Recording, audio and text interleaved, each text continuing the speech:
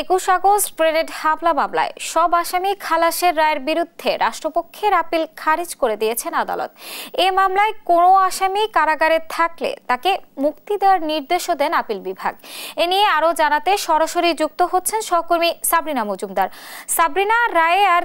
কি বললেন আপিল বিভাগ, এ বিষয়ে আমাদেরকে বিস্তারিত জানাবেন।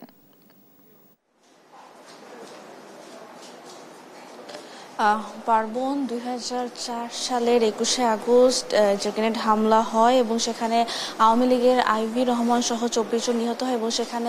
অনেক শতাধিক আহত হয় এবং সেই মামলাটি কিন্তু এই যে 5 আগস্ট যেখানে 19 জনের যাবজ্জীবন, তারেক রহমান বিএনপি ভারপ্রাপ্ত চেয়ারম্যান তারেক রহমান সহ 19 জনের যাবজ্জীবন কারাদণ্ড এবং সাবেক স্বরাষ্ট্রমন্ত্রী লুৎফুজ্জামান বাবর সহ 19 জনের যে মৃত্যুদণ্ড দেয়া হয়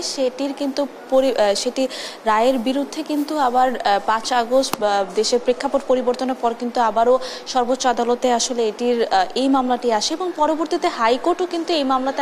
যেহেতু তারেক রহমান, লুৎফুজ্জামান বাবর এবং যে আসামিরা রয়েছেন তাদের বিরুদ্ধে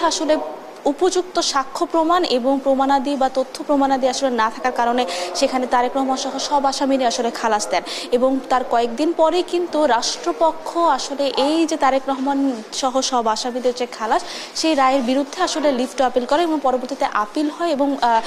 পরবর্তীতে কিন্তু গত কয়েকদিন এই যে 3-4 মাস ধরে এই শুনানি হয় এবং শুনানিতে রাষ্ট্রপক্ষ তাদের যুক্তিতর্ক উপস্থাপন করে এবং সেখানে আসামি পক্ষ তাদের উপর যুক্তিতর্ক উপস্থাপন করেন। সেখানে কয়েকটি তথ্য উঠে এসেছে যে মুফতি হান্নানকে কিন্তু দ্বিতীয়বার এই মামলায় তদন্ত করে 410 দিন টিআইফাই সেলে রেখে জবানবন্দি নেওয়া হয় এবং তার পরবর্তীতে কিন্তু চার্জশিটে তারেক রহমান, লুৎফুজ্জামান বাবরকে এই চার্জশিটে আনা হয় এবং পরবর্তীতে আরেকটি যেটি বিষয় জানিয়ে দিতে চাই যে এই যে মামলাটি সেখানে কিন্তু মুফতি হান্নানের জবানবন্দি তো নেওয়া হয়, পরবর্তীতে একই